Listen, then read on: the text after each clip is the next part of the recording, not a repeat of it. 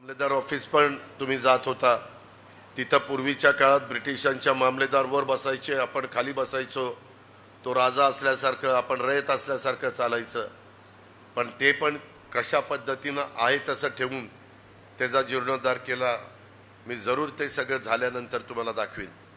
मित्रांनो, हे सगळं करत असताना रहदारीची कोंडी होऊ नये, पिण्याच्या पाण्याचा प्रश्न तुम्हाला त्रास देऊ नये, फिरायला जाताना तुम्हाला 4 तास 2 तास कुठं बसायचं म्हटलं तर ती पण अडचण येऊ नये.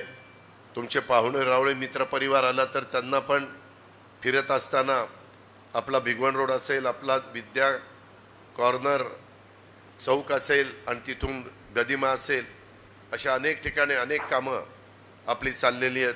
आरोग्याच्या बाबतीमध्ये देखील एक वेगवेगळी हॉस्पिटल मी उभी करतोय. ये वाला लेते हैं. Inverter AC. आप गैम्बलर हो ना? गैम्बलर? जुआ खेलते हो ना? तुम जुआ खेलते हो? अरे नहीं, ये तो कुछ भी बोले जा रहे हैं. इतनी महंगी और नाजुक एसी खरीद कर स्टेबलाइजर नहीं लोगे तो ये जुआ नहीं हुआ तो क्या हुआ? सिर्फ एक फ्लक्चुएशन आपके इन्वर्टर एसी के पार्ट्स को डैमेज कर सकता है. उसे वी गार्ड से सुरक्षित रखिए. V guard, India's number 1 stabiliser. वेगवेगळे मेडिकल कॉलेज उभी करतोय. त्याच्या संदर्भामध्ये खरं तर मित्रांनो तुम्हाला वाईट वाटेल, पण कधीतरी स्पष्ट बोलताना थोडं कोणाला कटू वाटतं. 4 वेळेला मुख्यमंत्री असतानाच्या कारकिर्दीमध्ये झालेले निर्णय आणि 5-6 वेळेला उपमुख्यमंत्री पदाचे कारकिर्दीत झालेले माझे निर्णय, निश्चितपणे मी जास्त बारामतीकरांना मदतीचे निर्णय त्या ठिकाणी घेऊ शकलो. बारामतीकरांच्या सर्वांगीण विकासाच्या करता मी निर्णय घेऊ शकलो. त्याबद्दलच्या आता मला काही विलंब लागला, परंतु पूर्वीचं वसंतराव पवार नाट्यगृह आणि आता तिथं माझं सुरू असलेलं काम, पूर्वीची जुनी भाजी मंडई, तिथं आम्ही सभांना लहानपणी जायचो. तिथं आपल्या बारामतीतल्या सभा व्हायच्या. नंतर त्या दाणे बाजारात आल्या आणि मग नंतर बदलत गेल्या. दाणे बाजारच्या जागी शाळा वगैरे बांधल्यानंतर ते पटांगण एकदम निम्म झालं. परंतु ते सगळा काळ देखील मला आठवतोय, तुम्हालाही आठवत असेल. आणि नुसतं कुठं जाताना बारामतीकरांनो, तुम्ही कुठंही जावा, आपल्या बारामतीमध्ये जसे डिवायडरला झाड आहेत आणि ती जिवंत आहेत आणि तिथं पाणी वेळच्या वेळेला घातलं जातं. बाकीकडे काही प्लांटेशन केलं जातं, परंतु पाणी वाचून त्याची दुरावस्था होती. अशा प्रकारच्या ह्या सगळ्या गोष्टी आहेत. त्याच्यामध्ये कचऱ्याची विल्हेवाट लावण्याचं थोडंसं काम बाकी राहिलेलं, पण मी पण ते करीन. त्याबद्दल काही तुम्ही काळजी करू नका. आपला जवाहर बागेमध्ये जाणारा रस्ता, पूर्वी काय तिथं अवस्था होती आणि या सुधारणा झाल्यानंतर तिथले रेट पण कसे वाढले. आज डॉक्टरांनी केलेली गुंतवणूक असेल, वकिलांच्यापेक्षा डॉक्टर जास्त गुंतवणूक जमिनीच्या बाबतीमध्ये करतात, पण म्हणजे त्यांचं जास्त विजन जोरात चालतं की इथं असं केलं की तिथं तसं होईल. साहजिक आहे, तो मनुष्य स्वभाव आहे, प्रत्येकाला तो अधिकार आहे. कुणी काही बळजबरीनं किंवा कुणी काही कुठं गडबड करून कुणाला फसवणूक करून केलेलं नाही आहे. पण त्याच्या किमती आता किती पटीत वाढलेल्या आहेत ह्या सगळ्याचा अंदाज घ्या. मित्रांनो, मध्ये मी फक्त काही काळ सरकारमध्ये नव्हतो त्यावेळेस बारामतीचे भाव कसे खाली आले होते. कन्स्ट्रक्शन लाईन्समधल्या लोकांना विचारा, उठाव नव्हता, डिमांड नव्हती, ग्राहक नव्हता. आता मात्र 12 महिने बारामतीची बाजारपेठ चालते. काही जण म्हणतात, आता इथल्या काही लोकांना माहिती आहे, मी खोटं सांगत नाही, 72ला ज्यावेळेस दुष्काळ पडला आणि कृषी विकास प्रतिष्ठान विद्या प्रतिष्ठान काढलं, त्याच्यानंतरच्या काळामध्ये मला 90-91ला तिथं ट्रस्टी केलं. तिथं कारभारी असायचे, तिथं बंडोपंत उंडे असायचे, हरिभाऊ देशपांडे असायचे, विनोद कुमार गुजर असायचे, सगळे मान्यवर तिथं असायचे. आणि आम्ही बालविकास मंदिरची एक शाळा त्यावेळेस रजनी पटेलांनी आपल्याला मदत केली होती. आणि बारामती पण मध्ये लोकवर्गणी झाली होती, कुणाला आठवत असेल. आणि त्याच्यातनं ते आत्ता आपण विनोद कुमार गुजर बालविकास मंदिर म्हणतो, ती शाळा बांधली गेली. आणि ती शाळा बांधली गेल्यानंतर 72 नंतर जवळपास 90पर्यंत एकही त्याच्यामध्ये भर पडली नाही. थोडंसं BEd कॉलेज काढायचं आमच्या डोक्यात आलं तर कुणीतरी परकाळे बंगल्याच्या पलीकडे जागा थोडीशी होती, ती घ्या आणि तिथं बांधा म्हणून सांगितलं. मी काही ऐकलं नाही.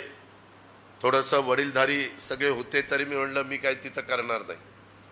आणि मी 40 एकर जागा MIDC मध्ये घेतली. मला त्यावेळेस गुलाबराव ढवण पाटलांनी त्यांची नेहमीची जी बोलण्याची ढब होती त्याच्यातनं थोडी माझी चेष्टा केली. अरे आता तू इथं टिकाव टाकतोय, 5 किलोमीटर कोण रे यायचं शाळेला शिकायला, कोण रे यायचं कॉलेजला.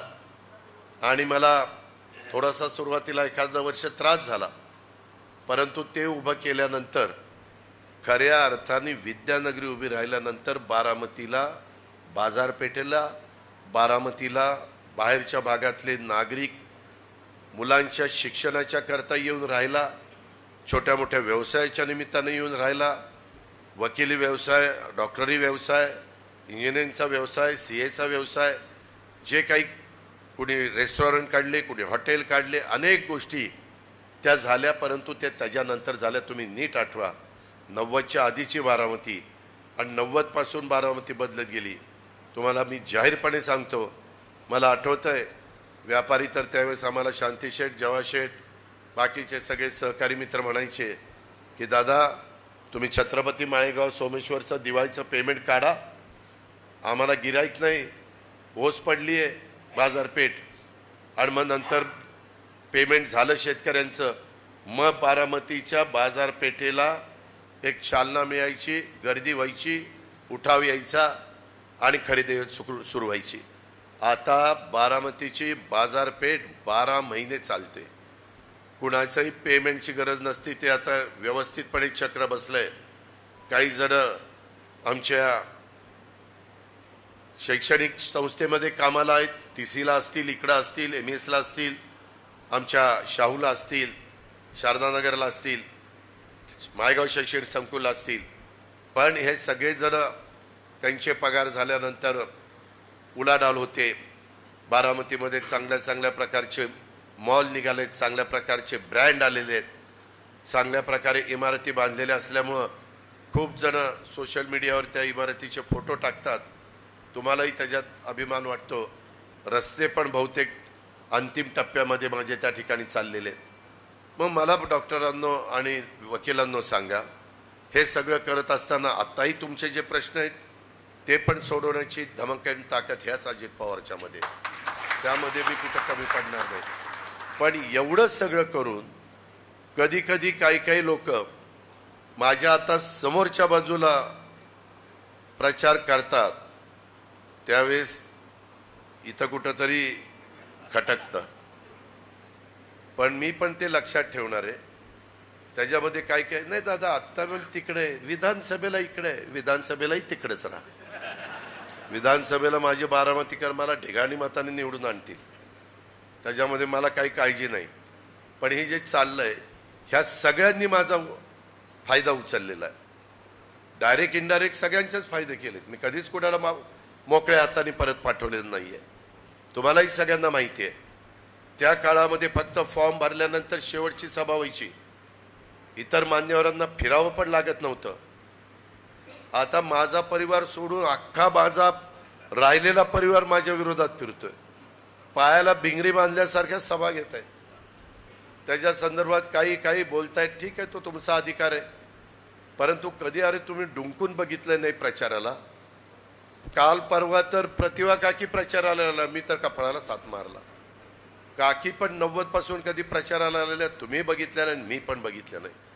पण ठीक आहे, लोकशाही आहे.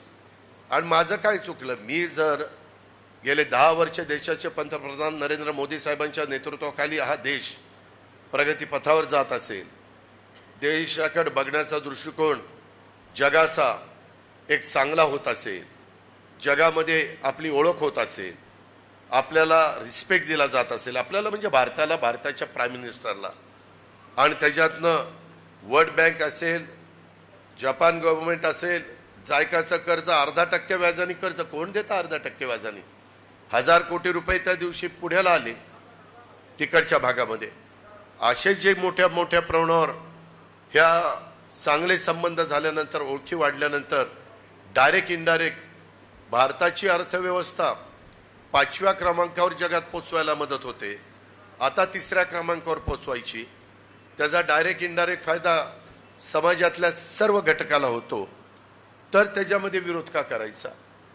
काही निवडणूक आली की आम्हाला पण सांगितलं जायचं आता संविधान बदललं जाणार आहे. कोण संविधान बदलत आहे? 14ला एवढ्या मताधिक्यात आले, संविधान बदललं. 19ला आले, संविधान बदललं. अहो, घटनेचे शिल्पकार डॉक्टर बाबासाहेब आंबेडकरांनी दिलेलं संविधान एवढं उच्च दर्जाचं आहे, इतकं चांगलं आहे की जग देखील त्या गोष्टीचा रिस्पेक्ट करतं. आणि माझा तर दावा आहे, जोपर्यंत सूर्य आणि चंद्र अस्तित्वात आहे तोपर्यंत बाबासाहेबांचं संविधान कुणीही बदलू शकणार नाही. नंतर म्हणायचं घटना बदलणार. अहो, बोलणाऱ्यांनी जरा अभ्यास करा. जवाहरलाल नेहरूजींच्या सुरुवातीला प्राईम मिनिस्टर झाल्यापासून आता नरेंद्र मोदी प्राईम मिनिस्टर असेपर्यंत 116 वेळा घटनेमध्ये अमेंडमेंट करण्यात आली. कशाची अमेंडमेंट झाली आता? की मागास आयोग देशाला असला पाहिजे. काय चुकीचं?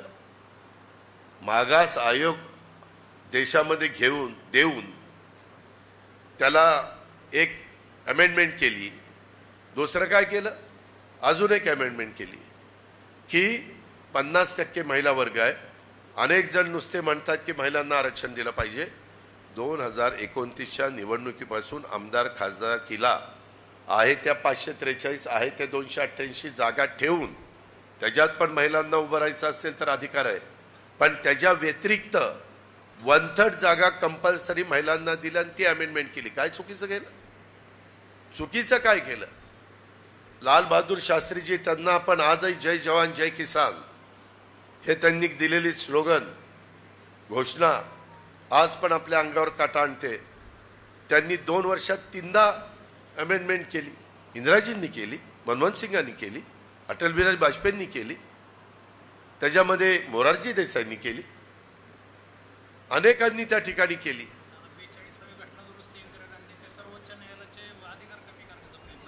ते काय काय इमर्जन्सीच्या काळात मी त्या खोलात जात नाही, त्याला गेलं, गंगेला मिळालं, त्याच्यावर ते उरकुरट.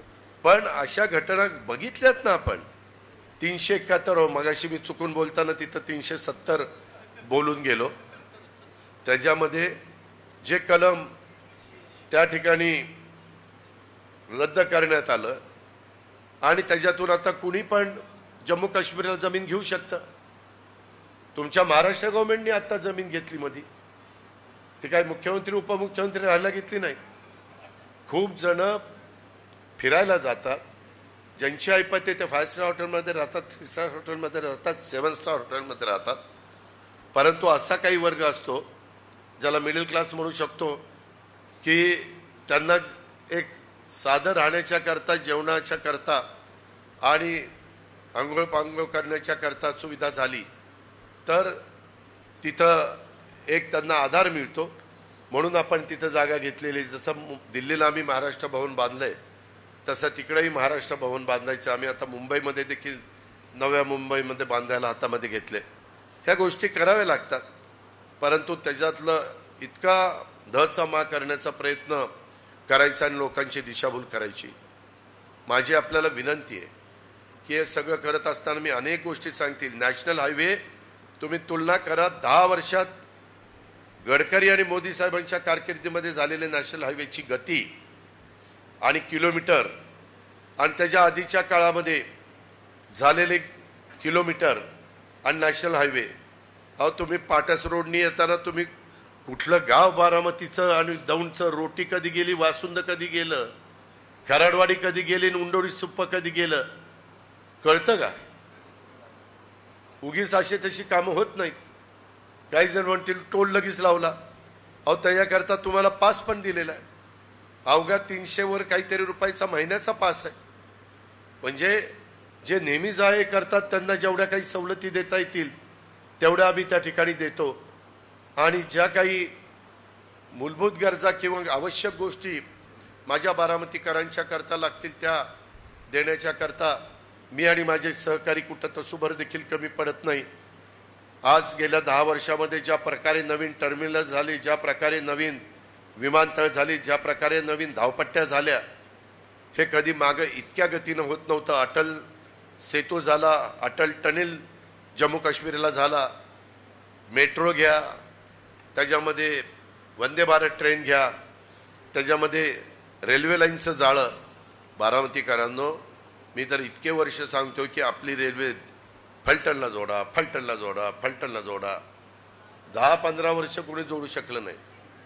मी त्या दिवशी मोदी साहेबांच्याकडे दिल्लीला गेलो आणि त्यांना म्हणलं, मोदी साहेब, हे काम आमचं खूप रखडलं. पूर्वी आमची नॅरो गेज होती, मीटर गेज झाली, ब्रॉड गेज झाली, पण ती तिथंच थांबती. त्याच्यामुळे आम्हाला देशात कुठं इकडे तिकडे जाताच येत नाही. तिथं जर जोडली तर आम्ही कुठंही साऊथला, नॉर्थला, कुठंही त्या बाबतीमध्ये जंक्शनवरून तिथं पोहोचू शकतो, जाऊ शकतो.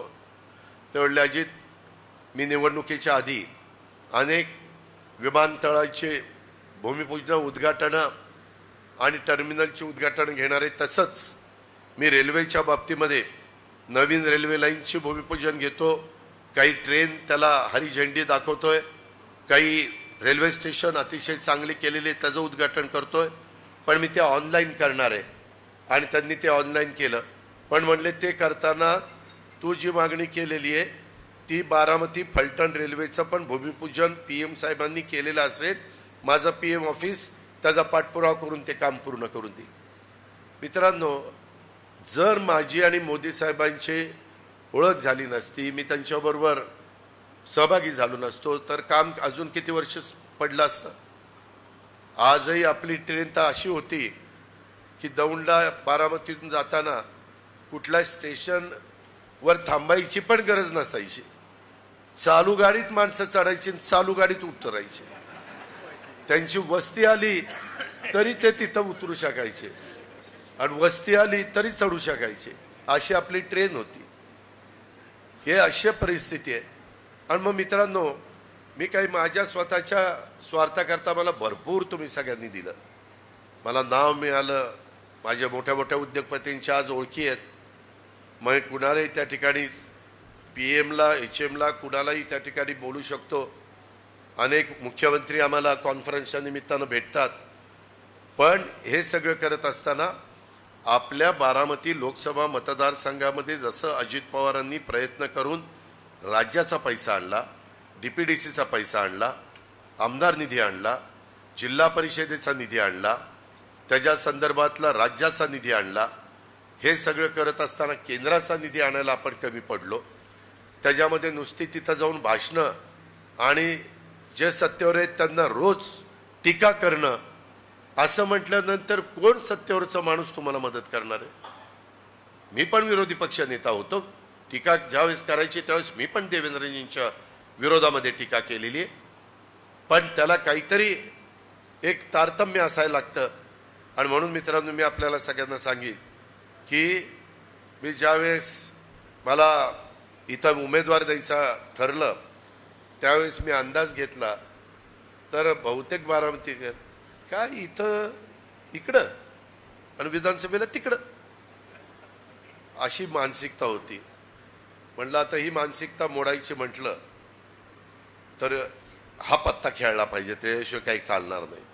आणि त्यामुळं सुनेत्रा पवारांना आम्ही इथं उमेदवारी दिलेली आहे. त्यामध्ये उद्याच्याला सकाळी जाऊन आम्ही फॉर्म भरणार आहे. मुख्यमंत्री, उपमुख्यमंत्री, मी, प्रफुल्ल पटेल, बरेच जण तिथं येणार आहे. माझी तुम्हालाही विनंती आहे, आपल्याला शक्य असेल ज्यांना त्यांनी पण उद्या सकाळी 10 वाजेपर्यंत कौन्सिल हॉलला जमावं.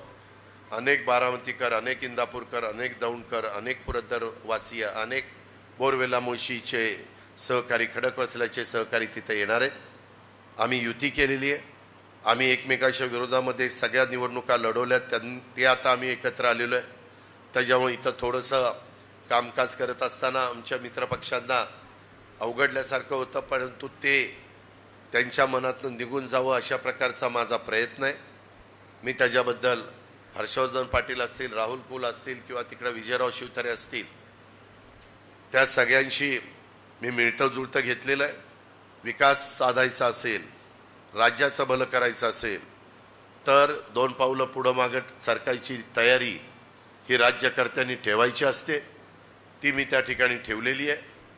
त्याच्या संदर्भामध्ये भाजी मंडईचं आहे, पण जुनं काम करताना मला अनेक अडचणी आल्या. 2 वर्ष मी ते पैसे आपल्या त्याला पडून होते नगरपालिकेमध्ये, परंतु आता कामाला सुरुवात केलेली आहे. ते झाल्यानंतर बारामतीतली एक बेस्ट बिल्डिंग म्हणून, इमारत म्हणून आणि सगळ्या माझ्या तिथं असणाऱ्या शॉपधारकांना तिथं सामावून घेऊन आपण ते सगळं उभं करतोय.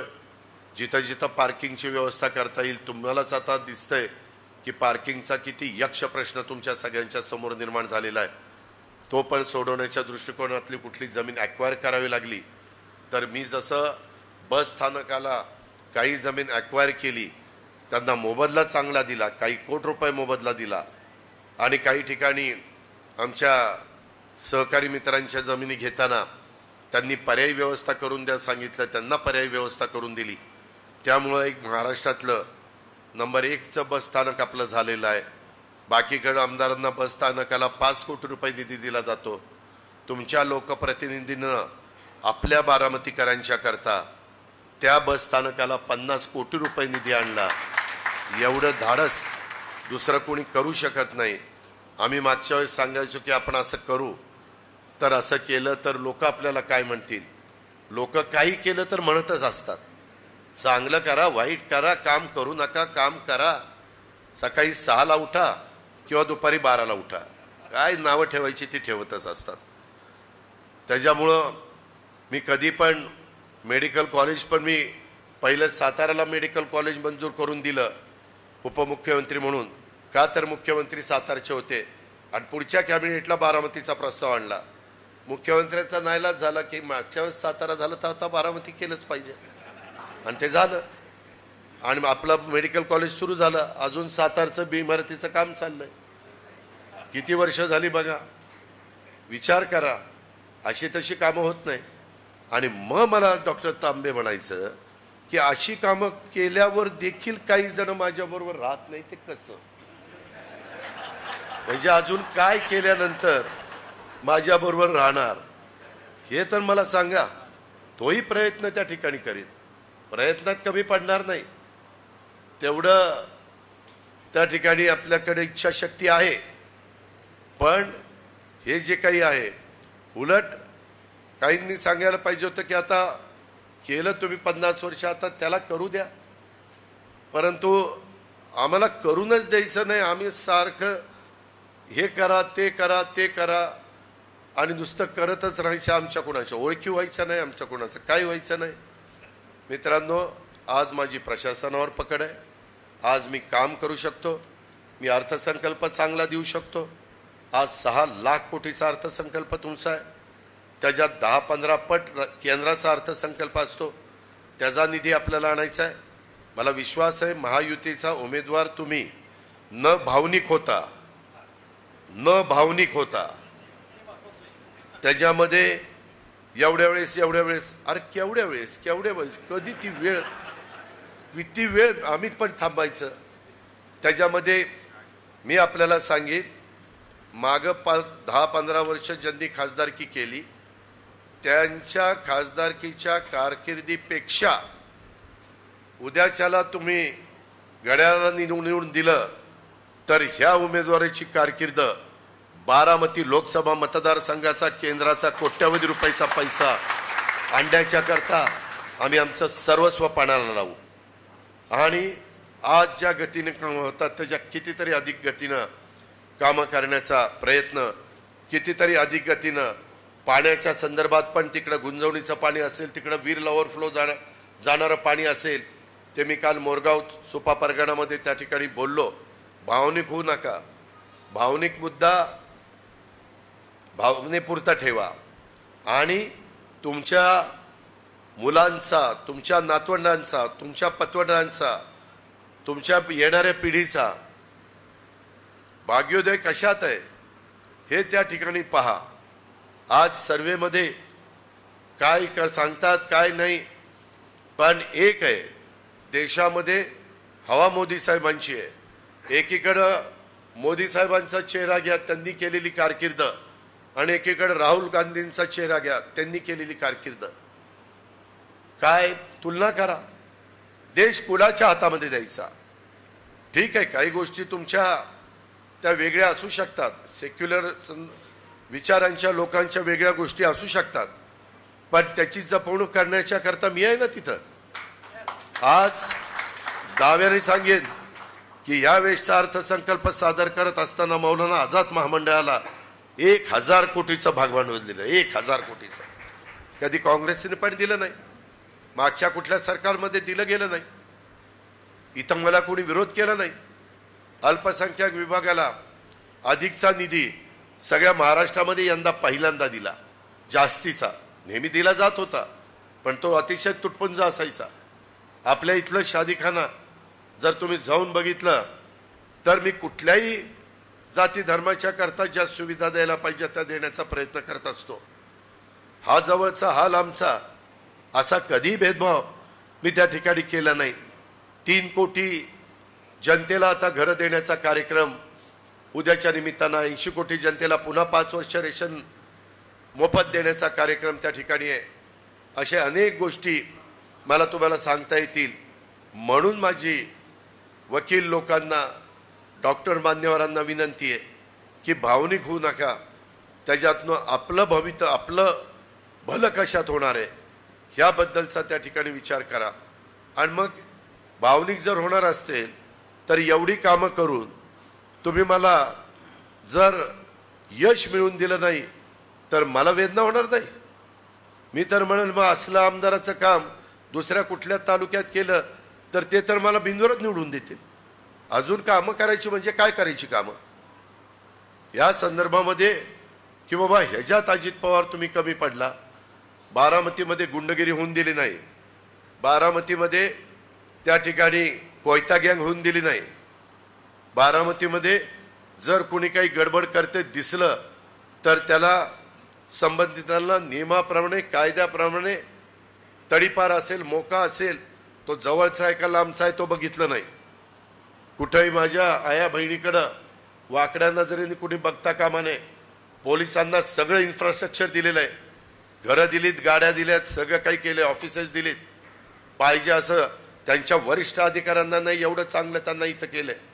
माळेगाव पोलीस स्टेशन बघा, तिकडं सोपा पोलीस स्टेशन बघा, तुमच्या सगळ्या संस्था बघा, मार्केट कमिटी बघा, बारामती बँक बघा, खरेदी विक्री संघ बघा, दूध संघ बघा, माळेगाव कारखाना बघा, तुमचा सोमेश्वर कारखाना बघा.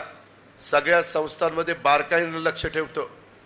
कुठंही काही चुकलं, आज वेगवेगळ्या संस्थांचे पेट्रोल पंप, आज CNGची सुविधा, जे काही माझ्या बारामतीकरांच्या करता देता येईल ते देण्याच्या करता मी प्रयत्न करतोय.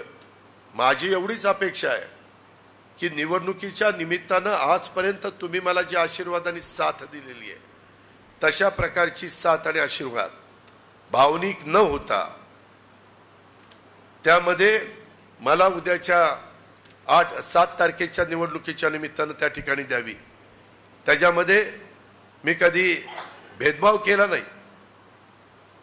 40-40 वर्ष एखाद्याच्या घरामध्ये सून येऊन तिला परकी मी कधी मानलं नाही. ती शेवटी घरचीच झाली. परंतु काही जण परकी मानतात. महिलांनी याच्याबद्दलचा फार बारकाईने विचार केला पाहिजे, कारण तुम्ही पण कुठं ना कुठं सून म्हणून आलेला आहात. परंतु तुम्ही सून आल्यानंतर त्या घराच्या मालकीण झालाय आणि तुम्हाला जर घरातले वरिष्ठ ही परकी आहे म्हटलं तर त्या ठिकाणी तळपायाची आग तिथं त्या ठिकाणी वरपर्यंत जाणार नाही. मालकी हक्क काय, ऑलरेडी तुम्हाला मालकी हक्क पण दिलेला आहे. आम्ही परवा कॅबिनेटमध्ये तिथं अजित अनंतराव पवार असायचं, अजित आशाताई अनंतराव पवार आम्ही केलं. आईच्या नावाला तिथं आम्ही प्राधान्य देण्याचं काम केलं. ही फॅक्ट आहे. ह्याच्या आधी त्या ठिकाणी कोणी करू शकलं नव्हतं. अशा अनेक बाबीमध्ये मला महिलांना असेल किंवा रोजगाराच्या बाबतीत असेल किंवा आपल्या इथली कारखानदारी, माझ्या बारामतीतली कारखानदारीमध्ये गुंड प्रवृत्ती येऊ नये, कामगार आणि उद्योगपती यांच्यात समन्वय असावा. त्याच्यामुळं कधी कधी अडचणी आल्या, त्याच्यामध्ये कल्याणी असताना अडचणी आली, परंतु कुणाला तिथं दुसऱ्याला आणून ते चालू ठेवण्याचं काम आपण केलं. अशा पद्धतीनं आपण तिथं काम करतोय. अनेक प्रकारच्या गोष्टी अक्षरशः बारामतीकरांनो, मी तर काही हॉस्पिटल 90 कोटीची रात्री 1ला निर्णय घेतला आणि 4थ्या दिवशी GR काढला आणि सोमेश्वरचं हॉस्पिटल 100 बेडचं मंजूर करून आणलं. इतक्या गोष्टी केलेल्या आहेत की तुम्हाला विश्वास बसणार नाही. अशा प्रकारच्या गोष्टी केल्यात. आणि आत्ताही माझ्या मेडिको गिल्डनी सांगितलेल्या अडीअडचणी किंवा डॉक्टर मंडळींनी सांगितल्या अडीअडचणी त्या व्यवस्थितपणे मला निवेदनाच्या स्वरूपामध्ये द्या.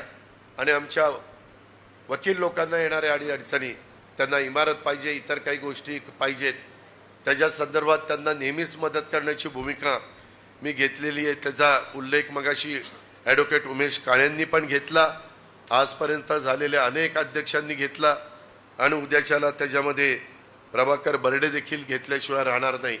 कारण मी कामाचा माणूस आहे, मी असा तसा माणूस नाही. मी विकासाला महत्त्व देणारा माणूस आहे, एक विजन डोळ्यासमोर ठेवून पुढे चालणारा माणूस आहे. आणि अजूनही बऱ्याच काही कल्पना हे माझ्या मनामध्ये आहेत, परंतु नुसत्या कल्पना असून चालत नाही, त्याला आर्थिक जोड मिळावी लागती. आर्थिक जोड मिळाल्याशिवाय सगळी सोंग करता येतात, परंतु पैशाचं सोंग करता येत नाही. म्हणून राज्याचा आपल्याला पाठिंबा, राज्याचं सहकार्य आणि त्याचबरोबर केंद्राचं सहकार्य हे आपल्याला त्याच्यामध्ये हवं आहे. आणि त्याच्यातून उद्याची 5 वर्षाची कारकीर्द मी खूप चांगल्या पद्धतीनं त्या उमेदवाराच्या वतीनं त्या ठिकाणी करण्याचं काम करील. परंतु तुम्ही कुठल्याही परिस्थितीमध्ये मनामध्ये दुसरा कुठलाही किंतु न आणता मला महायुतीला त्या बाबतीमध्ये सगळ्या आमच्या महायुतीच्या घटक पक्षांनी, त्यांच्या मतदारांनी आणि बारामतीकरांनी ह्या सगळ्याचा विचार करावा. अधिक मोठ्या प्रगतीकडं ह्या बारामतीला घेऊन जाण्याचं काम मी आणि माझे सगळे सहकारी त्या बाबतीमध्ये करतील. कुठं आणखीन काही सूचना असल्या तरी केव्हाही मला सांगा. त्या सूचनेचा आदर करून, त्या सूचनेचं स्वागत करून तुम्ही कुठल्याही तालुक्याच्या ठिकाणी जावा. जेवढे इतर रस्ते आहेत, जेवढी रस्त्याची क्वालिटी आहे, त्याच्या संदर्भामध्ये काही आता विरोधक काही पण त्या ठिकाणी बोलायला लागलेले आहेत. ठीक आहे, मी त्या बोलण्याकडे दुर्लक्ष करत असतो, कारण मला माझं मन सांगतं की मी कुणाचा 5 पैशाचा त्या ठिकाणी मिंदा नाही. काही जण सांगतात भ्रष्टाचाराचा आरोप नाही. अहो, भ्रष्टाचाराचा आरोप केव्हा होईल? तुम्ही मंत्री झाला तर होईल. खासदार आमदारावर भ्रष्टाचाराचा आरोप कसा होईल? त्याच्या संदर्भामध्ये मग भ्रष्टाचाराचे आरोप काय माझ्यावरच झाले का? भ्रष्टाचाराचे आरोप एनरॉनचे कुणावर झाले? भूखंडाचं श्रीखंड खाल्लं कुणाच्यावर आरोप झाले? दाऊदशी जोडलं गेले कुणाच्यावर आरोप झाले? त्याच्यात सत्य नव्हतं, पण झाले ना आरोप, झाली ना बदनामी. त्या बाबतीमध्ये काही सांगितलं जातं, असं आहे तसं आहे, अमुक आहे तमुक आहे. परंतु मित्रांनो, तुम्ही मला एक गोष्ट सांगा, गेल्या 10 वर्षामध्ये आत्ताच्या खासदारांनी कुठलं काम विकासाचं बारामतीला नजरेत भरेल असं केलं? एक काम सांगा, एक काम. मी ज्या इमारती उभ्या केल्या त्याच सगळ्या त्यांच्या परिचय पत्रकामध्ये दिल्या. अरे म्हणलं, या तर मी केल्या. मी रात्रंदिवस राबलो, 4 5 आर्किटेक्टला घेऊन बसलो. हे असं नाही, मला हे असं पाहिजे, हे असं नाही, हे मला संसदेसारखं दिसलं पाहिजे. काही वेळेस मला त्रास झाला. माझ्या पंचायत समिती कार्यालयाच्या वेळेस नंतर 5 वर्ष देवेंद्रजींचं सरकार आलं, माझं काम थांबलं होतं. परंतु पुन्हा मी आल्यानंतर वॉर फुटिंगवर काम करून ते पूर्णत्वाला नेलं. इमारत पण तुम्हालाही समाधान वाटेल आणि बारामतीकरांनाही समाधान वाटेल अशा इमारती मी केल्या. नगरपालिकेची इमारत होती, पहिली कशी होती, आता कशी दिसते, त्याच्या संदर्भामध्ये काही अजून कामं चाललीत. नटराजच्या समोर काही अजून ट्रॅफिकच्या संदर्भामध्ये एकदा ते पूर्ण झाल्यानंतर अतिशय सुस्थितीत ट्रॅफिक त्या ठिकाणी होईल, आपण काळजी करू नका. अशा खूप काही गोष्टी. अहो, बाकीच्याकडं शहरामध्ये टँकर चालू आहेत, पुण्यात टँकर चालू आहेत, पिंपरी चिंचवडमध्ये टँकर चालू आहेत. पुण्याच्या उशाशी वरसगाव, पानशेत, खडकवासला, टेमघर धरण आहे. माझ्या पिंपरी चिंचवडच्या उशाशी पवना धरण आहे. पलीकडच्या बाजूला भामासखेड आहे. त्याच्या शेजारी चास कमान आहे, तिथं आंध्र प्रकल्प आहे, तरी टँकर हजारो चाललेले. शहरामध्ये कसलंही संकट आलं तर माझ्या बारामतीकरांना पाणी कमी पडू नये, माझ्या आया बहिणींना त्रास होऊ नये, अशा प्रकारचे स्टोरेज टँक केलेले. अहो त्याच्यामध्ये वेगवेगळे पक्षी येऊन बसतात, कधी आपण न बघितलेले. कधी पक्षी आलेले पाहिलंय? कावळे चिमण्या एवढेच बघायचे होते, चिमण्या कुठे निघून गेल्यात कुणाला माहिती. आज नदीमध्ये पण बघा, सकाळी जर लवकर उठणारे जे असतील त्यांनी नजर टाकली तर तिथं पण वेगवेगळ्या प्रकारचे पक्षी पाहायला मिळतात. जे पक्षीप्रेमी आहे सगळ्यांना त्या त्या बाबी मिळाल्या पाहिजे. स्मशानभूमी असेल, दफनभूमी असेल, ज्या काही गरजा वेगवेगळ्या घटकाच्या आहेत त्या त्या देण्याच्या, उर्दू स्कूल असेल किंवा आणखीन वेगवेगळ्या प्रकारच्या बाबी असतील त्या त्या करण्याचा प्रयत्न आम्ही करतोय. पण ह्याच्याकरता तुमचा आशीर्वाद, तुमचा पाठिंबा, त्याच्यावर अभिमानाने मी ज्यावेळेस कुठेही गेलो की सांगतो नंबर 1च्या मताने बारामतीकरांनी मला निवडून दिलेलं आहे. अशा पद्धतीनं 1,68,000चं मताधिक्य तुम्ही असा बोजा टाकतो की मला वागतोयच मी. आणि मग आणखीन मला सकाळी जाग येते 5 वाजताच. अरे लोकांनी खूप आपल्यावर विश्वास टाकला, त्यांच्या विश्वासाला तडा जाऊन न द्यायचा नाही. जरी रात्री 2ला आलो असलं तर 5ला उठायचं, 6ला कामाला लागायचं. कुणी करणार नाही, कुणी करणार नाही. आणि हे तुमच्या प्रेमापोटी करतोय. ही गोष्ट बारामतीकरांनी ह्या निमित्तानं लक्षामध्ये ठेवावी, माझी आपल्याला विनंती आहे. इथं राजे डॉक्टर वगैरे त्यांनी तर पहिल्यापासून बारामती कशी वाढत गेली त्याचे डॉक्टर राजे साक्षीदार आहेत. डॉक्टर रमेश भोईटे कुठे बसले तो, डॉक्टर रमेश भोईटे त्या ठिकाणी साक्षीदार आहेत. ह्या सगळ्यांनी शून्यातनं विश्व निर्माण केलेलं आहे. आणि त्याच्यावर कशी बारामती त्यांच्या नजरेपुढं बदलत बदलत बदलत गेलेली आहे तेही पाहतात. नवीन पिढीला त्याच्यातल्या इतके गोष्टी माहिती नाही, म्हणून थोडासा त्याचा जास्तीचा उल्लेख मी आपल्या सगळ्यांच्या समोर केलेला आहे. माझी आपल्याला विनंती आहे, मला आचारसंहिता नाही, फॉर्म भरायच्या आधी तुमच्याशी बोलायचं होतं, म्हणून आज थोडीशी धावपळ झाली. आणि रामनवमी असताना देखील मी तुम्हाला बोलवलं, तुम्ही पण प्रचंड संख्येने माझे विचार ऐकण्याकरता आला. काहींना कदाचित पटले नसतील, लोकशाही आहे, 100% सगळ्यांना पटलंच पाहिजे हा दावा माझा अजिबात नाही आहे.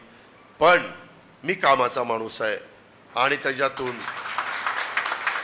मोदी साहेबांच्या असणाऱ्या विजनचा फायदा देशाला, आणि देशाला होत असताना महाराष्ट्राला, आणि महाराष्ट्राला होत असताना जिल्ह्याला, आणि जिल्ह्याला होत असताना आपल्या तालुक्याला, अशा पद्धतीनं आपल्याला सगळ्यांना पुढं जायचंय. राज्याच्या बाबतीमध्ये तर मी अर्थमंत्री असल्यामुळे तिथं एकनाथराव शिंदे आणि देवेंद्रजी, मी मित्रांनो बारामतीकरांनो ज्यांच्याबरोबर काम करतो त्यांच्याबरोबर विश्वासाने काम करतो. मी खोटं सांगत नाही. माझी उद्धव ठाकरे साहेबांची जास्त ओळख नव्हती. मला सांगण्यात आलं की आता तुम्हाला त्यांच्याबरोबर काम करायचं आहे. पण ज्या दिवसापासून त्यांच्याबरोबर कामाला सुरुवात केली त्या दिवसापासून एकनाथराव शिंदे एक मोठा ग्रुप घेऊन बाजूला जाईपर्यंत कधीही त्या विश्वासाला तडा जाऊन दिला नाही. अक्षरशः उद्धवजींनी पण मला पूर्णपणे मुभा दिलेली होती. आणि मी पण ठरवलेलं होतं की करत असताना उद्धवजींना रिस्पेक्ट देऊनच ती कामं करायची. करोनाचा काळ तुम्ही पाहिला, करोनामध्ये आपण काही आपले जीवाभावाचे सहकारी, मग त्याच्यामध्ये डॉक्टर छाजेड असतील, बरेच जणांची नावं त्या ठिकाणी घ्यावी लागतील, ते आपल्याला आकस्मिकरित्या सोडून गेले. परंतु त्याच्यातनं पण आपण सावरण्याचा प्रयत्न केला आणि इथपर्यंत यायचा प्रयत्न केला. वैद्यकीय क्षेत्रातल्या मान्यवरांना मी सॅल्यूट करीन, कारण करोनाच्या काळात जगाला कळलं की आरोग्य किती महत्त्वाचं असतं आणि ते आरोग्य चांगलं ठेवण्याच्या करता डॉक्टर किती मेहनत घेतात, डॉक्टर किती परिश्रम घेतात. आमचे डॉक्टर्स असतील, आमचे पॅरामेडिकल स्टाफ असेल, आमचा नर्सेस असतील, आमचे स्वच्छता दूत असतील, आमचे पोलीस असतील, या सगळ्यांनी स्वतःच्या जीवाची पर्वा केली नाही आणि त्यांनी सगळ्यांना आधार देण्याचं काम, सगळ्यांना सहकार्य करण्याचं काम त्या बाबतीमध्ये केलं. आणि त्याच्यातून आपण थोडा काही लोकांना गमावलं, परंतु बाकीच्यांना त्या ठिकाणी आधार देण्याचं काम केलं, हेही आपल्याला विसरता येणार नाही. अशा पद्धतीचं मला आपल्याला सगळ्यांना सांगायचं आहे. माझी सर्व वकिलांना, सर्व डॉक्टर्सला, तुमच्यामध्ये वेगवेगळे मतप्रवाह असू शकतात, वेगवेगळी मतं मांडू शकतात. वकिलांच्या मध्ये तर चर्चा तुफान होऊ शकते. म्हणजे मी ज्यावेळेस जुनं आपलं कचेरीमध्ये जायचो तेव्हा पण तुम्ही ते सगळे बसायचा तिथं आणि काय मग सगळ्या दुनियेच्या गप्पा, देशात काय झालं, राज्यात काय झालं, हा इकडं कसा गेला आणि तिकडं का नाही गेला, सगळ्यांचे पंचनामे करण्याचं काम तिथं त्या ठिकाणी होतं. पण ती वैचारिक बैठक असती, ती फार अभ्यासपूर्ण त्या ठिकाणी चर्चा असती. अर्थात आम्ही त्याचा आदरच करतो, त्याबद्दल दुमत असायचं काही कारण नाही. आमच्या मेडिकल क्षेत्रातले पण सगळे मान्यवर, खूप चांगले चांगले हॉस्पिटल, चांगल्या चांगल्या सुविधा, चांगले चांगले बेड्स, आणि आम्ही आयुष्यमान भारतमध्ये देखील 5 लाखाचं विम्याचं संरक्षण, राज्यात मोठ्या प्रमाणावर विम्याचं संरक्षण, सर्वसामान्य माणसाला आरोग्याची सेवा घेणं परवडेल अशा पद्धतीनं आम्ही या सगळ्या गोष्टी केलेल्या आहेत. आणि त्याच्यामुळं राहिलेल्या दिवसामध्ये बरंच काही जण भेटायला येतील, काही काही जण डोळ्यात पाणी आणून सांगतील की बाबा एवढ्या वेळेस आता एवढ्या वेळेस माझी हात जोडून विनंती आहे, आता त्यांचं नका ऐकू, माझंच ऐका, माझं एवढ्या वेळेस. एवढंच मी आपल्याला सगळ्यांना सांगतो.